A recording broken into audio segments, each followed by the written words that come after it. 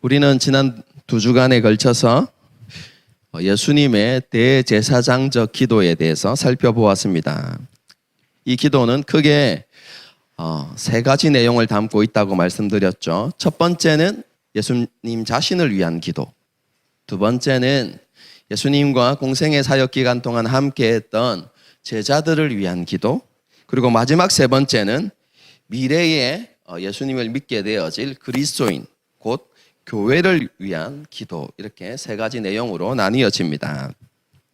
예수님 자신을 위한 기도의 내용은 한마디로 창세전에 아버지 하나님과 함께 가졌던 그 영광으로 자신을 영광스럽게 해달라는 것입니다.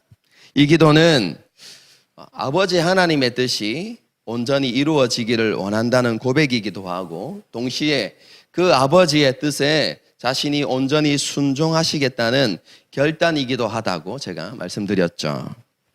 두 번째, 제자들을 위한 기도의 내용은 2가지입니다. 첫 번째는 세상의 미움과 핍박 가운데서도 제자들이 진리의 말씀을 붙들고, 그리고 말씀에 지속적으로 순종하는 삶을 살아갈 수 있도록 하나님 아버지께서 지켜달라는 것입니다.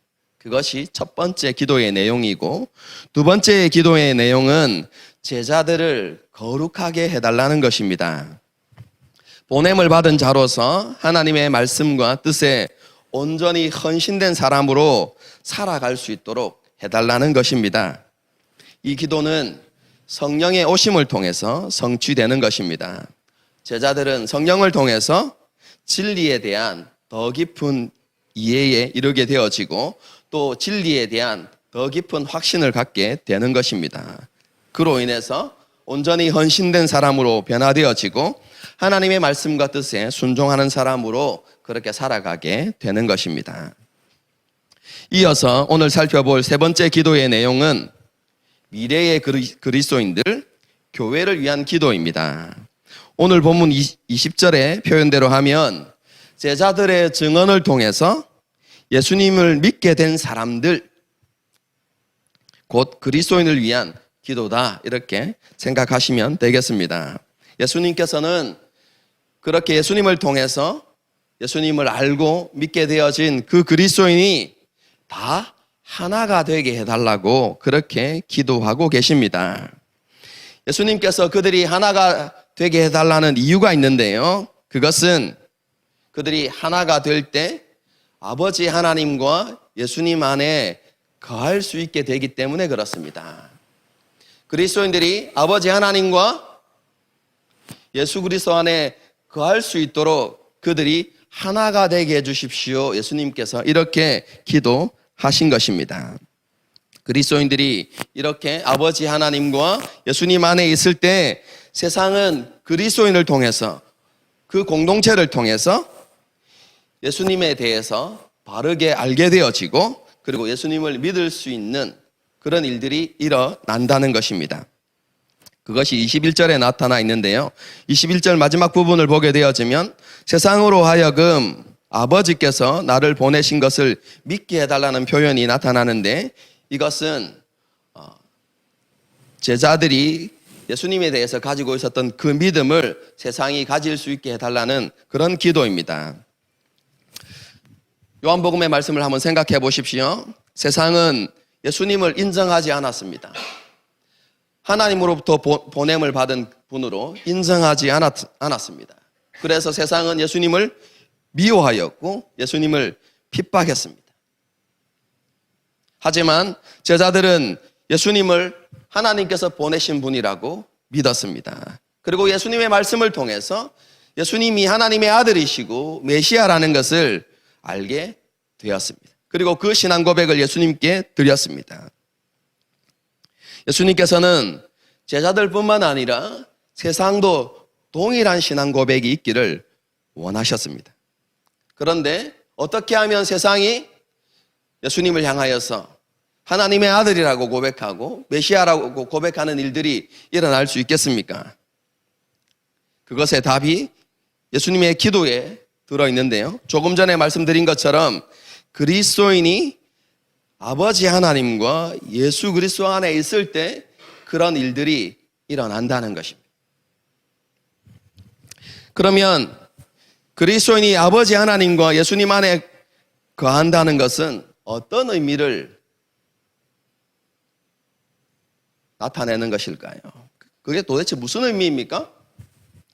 여러분, 우리가 아버지 하나님 안에 있다, 예수 그리스도 안에 있다라는 이 표현을 이해하기 위해서는 예수님께서 앞서 말씀하신 아버지께서 내 안에, 내가 아버지 안에라는 이 표현을 정확하게 이해하면 우리가 그분 안에 간다는 것이 무슨 의미인지를 바르게 알게 됩니다.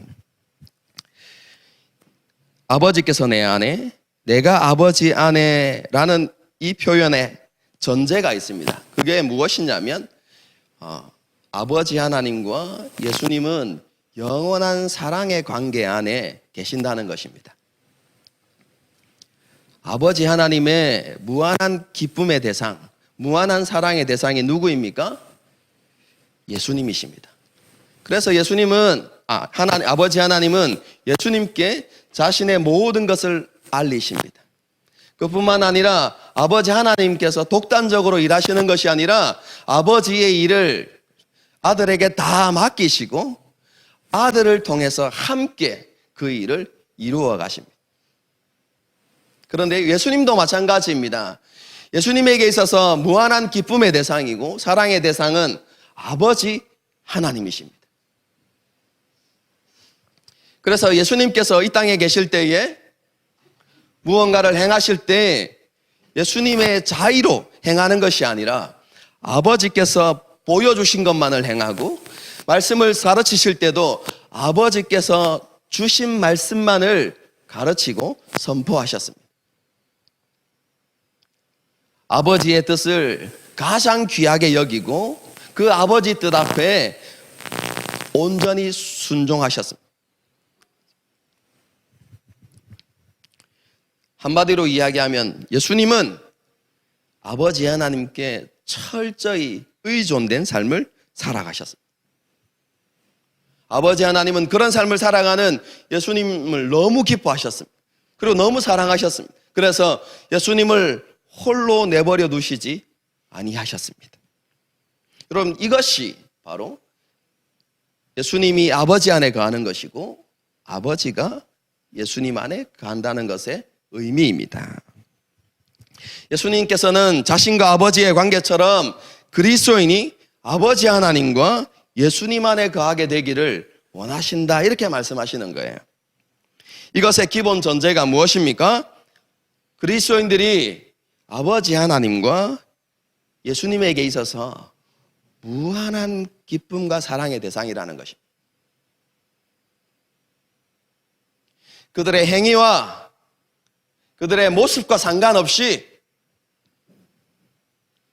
그 존재만으로 그리스도인은 하나님과 예수님에게 있어서 무한한 기쁨이요 사랑의 대상이라는 것입니다.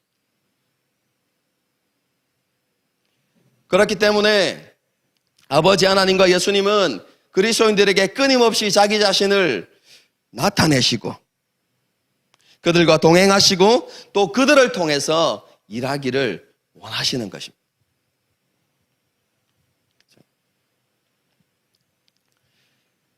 얼마 전에 아이를 낳은 제자로부터 전화가 왔었어요.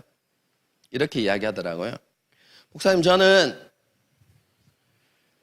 제가 아버지 하나님의 예수님에게 있어서 무한한 사랑의 대상이라는 것을 저는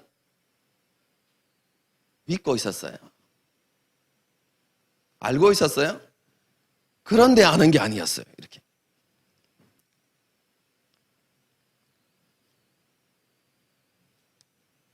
자기가 아이를 놓고 낳은 아이를 딱 받고 바라보는 순간에 깨달았다는 거예요.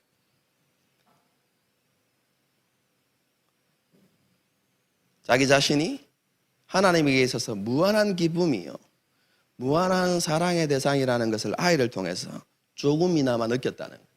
아이가 아무것도 하지 않습니다. 갓 태어난 아이가 부모를 위해서 무엇을 할 수 있겠습니까? 그렇죠? 태어나자마자 큰 절을 딱 하면서 어마마마 이렇게 나를 낳으신다고 얼마나 수고가 많으셨습니까? 이제 앞으로는 제가 어머니를 제가 공양하면서 이렇게 살겠습니다. 이렇게 말하지 않습니다. 할 줄 아는 거라고 뭡니까? 우는 것밖에 없습니다. 잠 못 자게 하는 거예요. 그런데 그 아이를 안았는데 아무것도 해주지 않았는데 그 아이가 자기에게 무한한 기쁨이고 그 아이가 너무 사랑스럽다는 거예요. 그래서 자기 자신이 하나님에게 그런 존재라는 것을 알겠다는 거예요. 그래서 이렇게 이야기하더라고요. 알았는데 아는 게 아니었어요.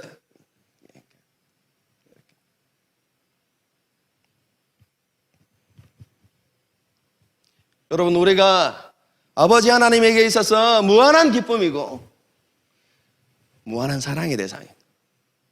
그렇기 때문에 아버지 하나님은 우리에게 끊임없이 자기 자신을 드러내시고 우리와 동행하시고 우리와 함께 일하기를 원하시는 것입니다.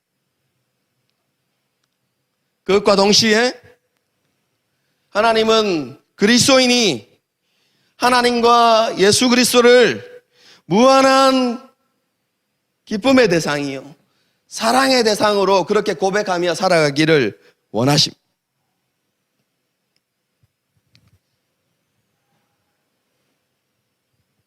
아버지 하나님과 예수님의 말씀과 뜻을 따라서 온전히 순종하는 그런 삶을 살아가기를 원하시는 것이죠.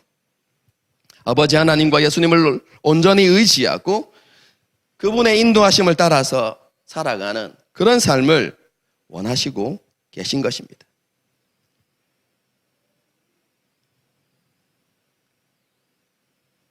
이러한 삶이 바로 우리가 아버지 하나님과 예수 그리스도 안에 가는 것인데 우리가 이런 삶을 살아가게 될 때 비로소 세상은 그리스도인을 통해서 그리고 그리스도인 공동체를 통해서 예수님을 바르게 보게 된다는 것입니다.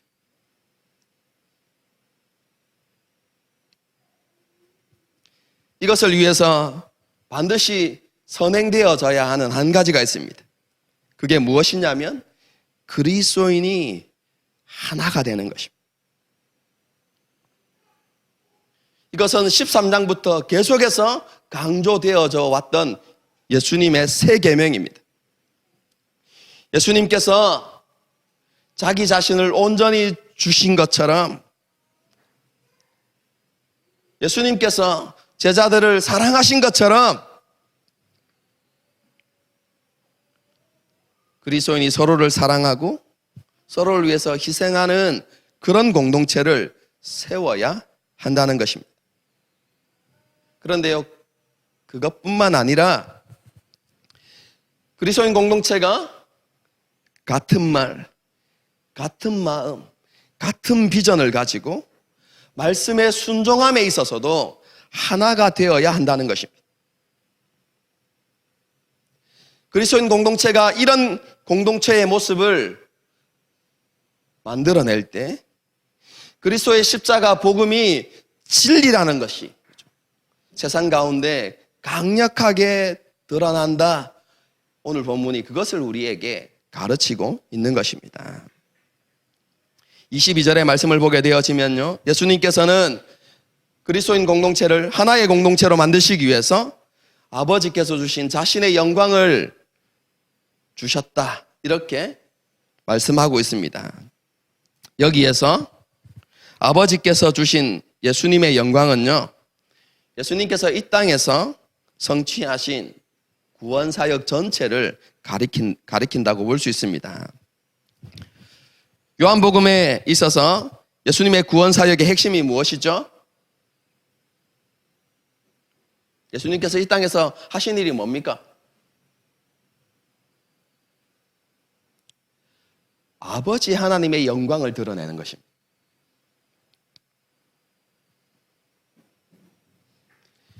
세상 가운데 아버지 하나님의 영광을 드러내어서 세상이 그 아버지의 영광을 보고 아버지 앞에 온전히 엎드리고 아버지의 뜻에 순종하도록 예수님께서 이 땅에 계실 때 계속해서 그렇게 사역해 오셨던 것입니다. 그런데 그 하나님 아버지의 뜻이 무엇입니까? 요한복음에 있어서 하나님 아버지의 뜻이 뭐라고 했죠? 지금 우리 1년 반째 하고 있습니다, 여러분. 요한복음에서 말씀하고 있는 아버지의 뜻이 무엇입니까? 그것은 예수님을 믿는 것입니다. 예수님을 하나님의 아들로 메시아로 믿는 것이 바로 하나님의 뜻입니다. 그러므로 예수님께서 자기에게 주신 영광을 그들에게 주었다라고 이야기하는 것은 예수님께서 제자들에게 하나님의 영광을 드러내시고 그 영광 가운데 하나님의 뜻이 무엇인지를 분명히 나타내셔서 제자들이 예수님을 하나님의 아들로 그리고 메시아로 고백하게 하셨다라는 그런 의미입니다. 왜 그렇게 하셨습니까? 반복되는 것이지만 그들이 하나가 되도록 하기 위해서 아버지 하나님과 예수 그리스도 안에서 그들이 하나가 되도록 하기 위해서 그런 사역들을 하셨다 이렇게 말씀하시는 것이죠. 그리스도인들이 예수 그리스도 안에서 온전한 연합을 이루어서 아버지 하나님을 사랑하고 그 뜻에 온전히 순종하는 삶, 다르게 표현하면 아버지 하나님과 예수님 안에 거하는 삶을 살아갈 때 세상은 그리스도인들을 통해서 아버지의 사랑을 보게 된다는 것입니다. 예수님의 삶을 한번 생각해 보십시오. 예수님께서 이 땅에 계실 때 오직 하나님의 뜻을 구하고 그것에 순종하는 삶을 살아가셨을 때 아버지 하나님께서 예수님을 얼마나 사랑하시는지를 보여주셨어요. 하늘에서 음성이 들릴 뿐만 아니라 요한복음 11장을 보게 되어지면 예수님께서 구하는 것을 하나도 빠지지 않고 한 번도 노라고 이야기하지 않고 예수님께서 구하시는 모든 기도를 그대로 응답하심을 통해서 아버지 하나님께서 예수님을 얼마나 기뻐하시고 사랑하시는지를 다 보여주셨다는 것입니다. 그런데 그리스도인이 예수님과 함께 연합되어져서 이제 아버지 하나님의 뜻을 함께 구하며 그렇게 살아가게 될 때 예수님께 부어졌던 그 아버지의 사랑이 그리스도인들에게도 동일하게 부어진다는 것을 세상이 보게 될 것이라는 의미입니다. 하나님께서 그리스도인들을 세상 가운데 홀로 버려두지 아니하시고 그들과 늘 함께 하신다는 것을 세상이 보게 된다는 것입니다. 그 가운데 하나가 무엇입니까?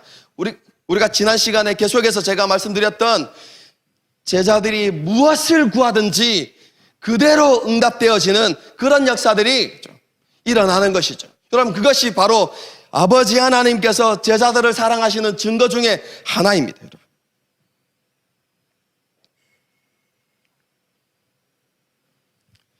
예수님께서는 그리스도인들을 통해서 이러한 일들이 일어나기를 지금 기도하고 계신 것입니다. 예수님께서 기도하시는, 그리스도인들을 위해서 기도하시는 또 한 가지 기도가 있는데요.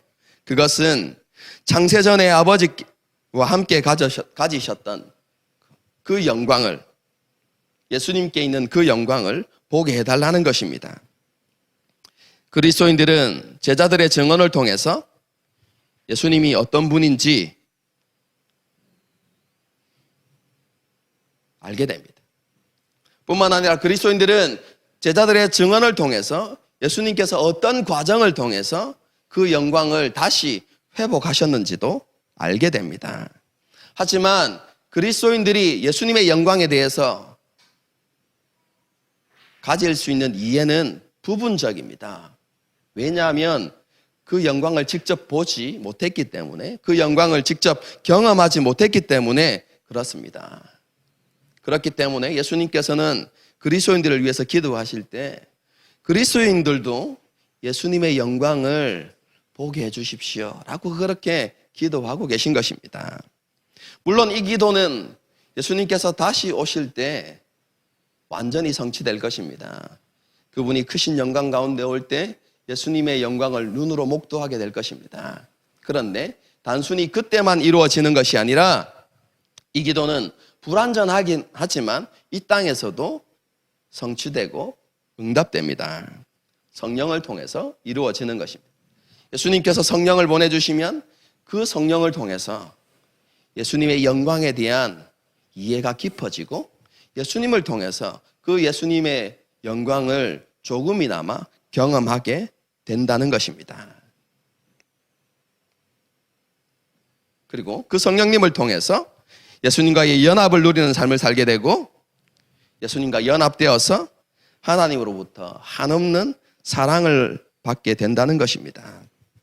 그 결과로 그리스도인 공동체 안에 하나님의 사랑으로 가득하게 되고 26절의 말씀처럼 그리스도인 공동체와 개인의 삶에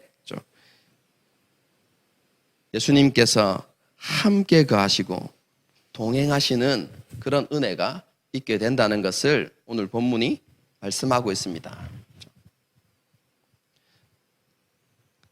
전체적인 말씀을 정리해서 여러분에게 말씀드리겠습니다. 예수님께서는 제자들과 그들을 통해서 예수님을 믿게 될 사람들이 아버지 하나님과 예수님 안에 거하게 되기를 간절히 원하셨습니다. 그 안에서 아버지 하나님과 예수님에 대한 이해와 믿음이 깊어지기를 원하셨습니다. 그래서 제자와 그리스도인들이 아버지 하나님과 예수님만을 온전히 기뻐하고 아버지 하나님과 예수님을 향한 사랑으로 충만해지기를 원하신 것입니다. 아버지 하나님과 예수님의 말씀과 뜻에 온전히 순종하는 사람으로 변화되어지기를 원하셨던 것입니다. 이러한 삶을 살아가는 사람들은 예수님께서 아버지 하나님으로부터 받으셨던 그 사랑을 받게 될 것이고 그들과 함께 동행하시는 하나님의 은혜, 신앙에서 이야기하는 하나님께서 그리스도인들에게 주시는 복, 임마누엘의 복을 그들에게 허락하시겠다고 그렇게 말씀해 주신 것입니다. 제자들과 그리스도인들이 이러한 삶을 살아가기 위해서는 하나가 되는 것이 반드시 필요합니다.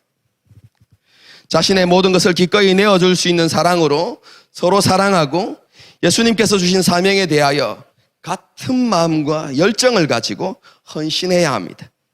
제자들과 그리스도인들이 이런 삶을 살아가게 될 때 세상은 그들을 통해서 하나님의 사랑을 보게 될 것이고 예수님이 하나님의 아들이시고 메시아이심을 알게 될 것입니다. 여러분, 이것이 십자가 죽음을 앞두신 예수님의 너무나 간절한 소원이었고 그리고 유언과도 같은 기도였습니다. 이것은 당시 제자들에게만 해당되는 것이 아닙니다. 20절에서 분명히 밝히고 있는 것처럼 모든 세대, 모든 그리스도인들에게 해당되어지는 것입니다. 예수님께서는 저와 여러분을 포함한 모든 그리스도인이 아버지 하나님과 예수님 안에 거하게 되기를 원하십니다. 아버지 하나님과 예수님 안에 거하게 되는 것, 그것을 가장 가치 있게 여기고 그것이 그리스도인의 삶에 있어서 최고의 우선순위가 되기를 예수님께서 원하시는 것입니다. 우리의 기쁨의 원천이 우리가 바라는 바가 이루어지는 것, 그것이 아니라 우리의 삶이 형통한 것, 그것이 아니라 우리의 기쁨의 원천이 아버지 하나님과 예수 그리스도가 되기를 원하십니다.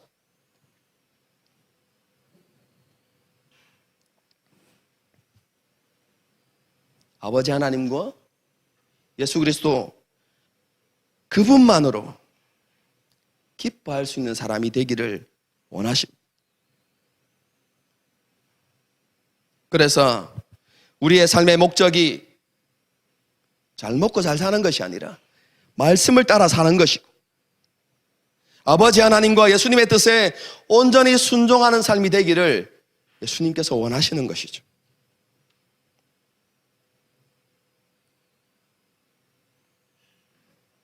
내가 너희를 사랑한 것처럼 너희도 서로 사랑하라는 그 말씀을 마음에 새기고 나보다 남을 낮게 여기고 서로를 존중하고 서로의 발을 씻기는 공동체를 세우기 위해서 힘쓰는 삶을 살아가기를 원하십니다.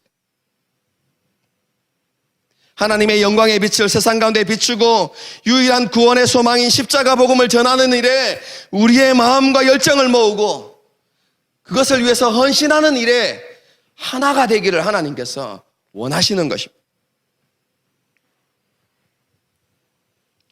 예수님의 간절한 소원일 뿐만 아니라 유언과도 같은 이 기도 앞에서 우리 자신을 한번 돌아보아야만 합니다.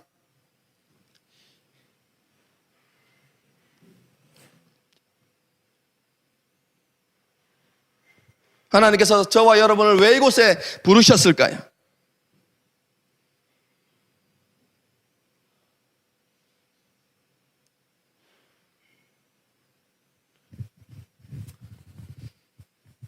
그냥 말씀을 바르게 이해하는 것만으로 만족하고 그것으로 충분합니다. 뭐 이런 삶을 살아가라고 우리를 이곳에 불러 모으셨을까요?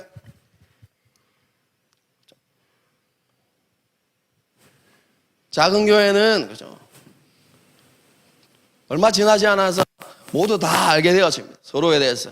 그죠? 이제 셀 모임을 하도 바꾸니까 그죠? 이제는 그 사람이 그 사람이고 이렇게 그 사람의 삶에 대해서 그렇죠.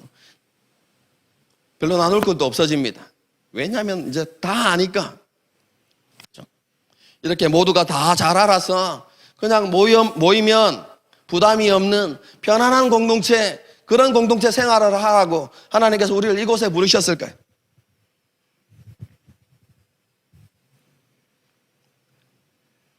하나님께서 원하시는 것은요,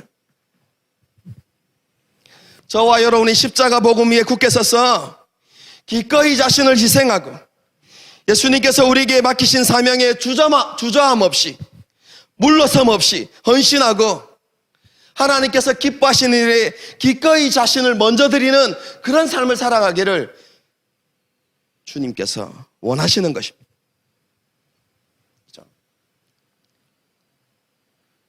우리가 지난주부터 시작한 지난주인가요? 기도 사역에도 마찬가지입니다.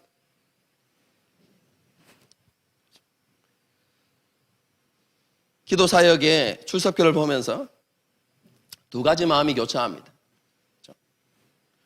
거의 1년 6개월 동안 교회 와서 이렇게 기도하는 사람들이 별로 없었어요. 그죠? 뭐 개인적으로 집에서 기도하는 사람들도 있었고, 뭐 직장에서 기도하는 사람들도 있었지만, 교회에 와서 직접적으로 기도하는 사람들이 없었지 않습니까? 간혹 한 명씩 와서 기도하고 하고 이런 일들은 있었지만 없었습니다. 그런데 교회 와서 기도하는 사람들이 있다는 것을 보면서 제가 목양실에 있을 때 기도를 얼마만큼 깊이 하는지는 알 수 없습니다. 하지만 사람들이 와 있다는 것 자체만으로 참 기뻤어요. 그리고 감사했어요.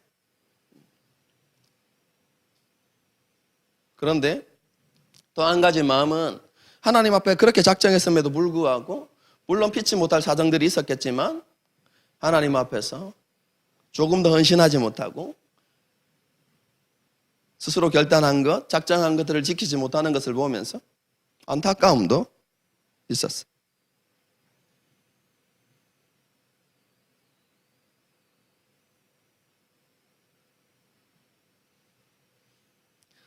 성도 여러분, 우리 교회가 정말로 하나님 앞에서 그렇죠? 하나님께서 기뻐하시는 공동체, 하나님의 사랑과 은혜가 충만한 공동체, 하나님의 사명을 감당하는 공동체로 그렇게 세워지기를 정말로 원하십니까? 여러분, 그런 마음들이 없다면 오늘 본문을 통해서 예수님의 소원이 어디에 있는지, 우리를 불러서 모으신 이유가 어디에 있는지 다시 한번 생각해 보아야만 합니다. 그리고 우리 마음 가운데 그 잃어버렸던 마음들을 다시 회복해야만 합니다.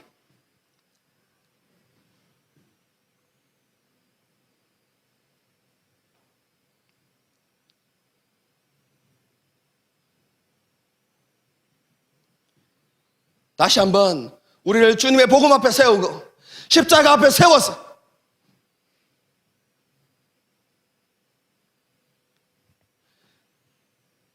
주님께서 우리에게 명령하신 대로 우리 자신들을 기꺼이 내어놓기를 원하고, 네가 먼저 해라가 아니라 내가 먼저 하나님 앞에 희생하고 헌신하는, 그래서 우리 공동체를 하나님께서 기뻐하시는 사랑과 섬김의 공동체로 세우기 위해서 몸부림쳐야 하는 것입니다. 여러분, 그것만으로 되지 않습니다. 여러분, 그것만 해서는 그냥 우리끼리 즐거운 공동체가 되는 것입니다.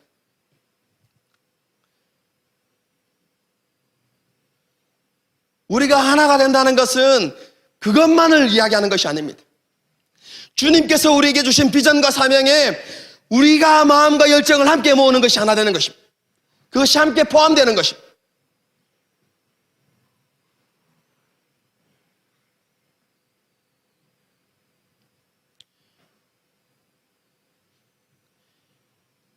이 말은 제가 여러분에게 이제 우리 교회 와가지고 교회 앞에서 전도해라 이걸 이야기하는 게 아닙니다. 여러분,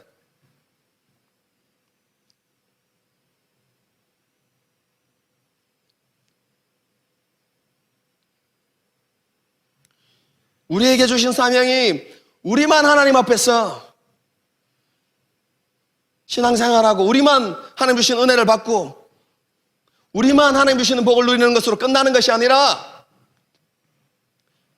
우리에게 주신 그 복음을 믿지 않는 영혼들에게 전하고자 하는 그 마음이 우리 공동체 안에 함께 있어야만 하는 것입니다. 그래서 우리를 부르신 그 자리에서 언젠가는 요 앞에서 가끔씩 교회를 홍보하는, 전도하는 게 아니라 교회를 홍보하는, 전도지 나누고 이런 일들을 하긴 하겠지만 그거 말고 우리를 부르신 삶의 자리에서 우리를 만나게 하신 그 영혼들에게 우리에게 주신 그 십자가 복음, 우리 알지 않습니까? 유일한 구원의 복음이라는 것을, 그 길 외에는 없다는 것을 우리 너무나 잘 알지 않습니까?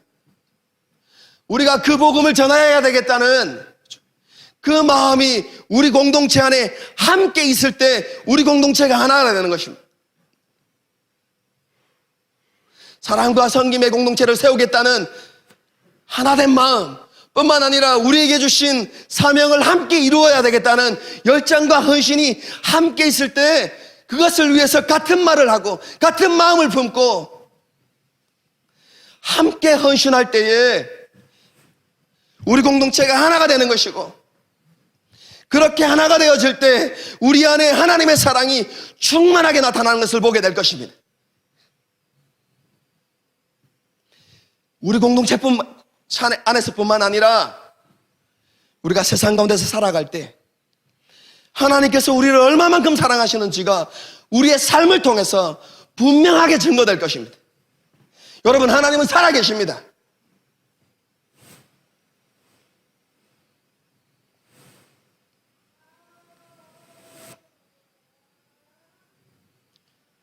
하나님을 우리의 기쁨의 대상이요, 사랑의 대상으로 삼고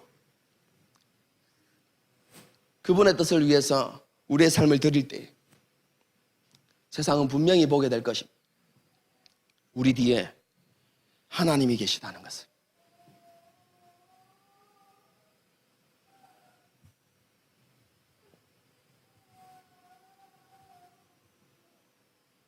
그리고 우리가 그런 삶을 살아갈 때 비로소 우리가 예수님을 닮아가게 되는 것입니다.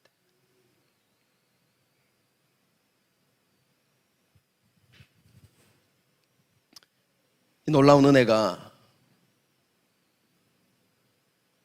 저와 여러분에게 임하기를 소망합니다.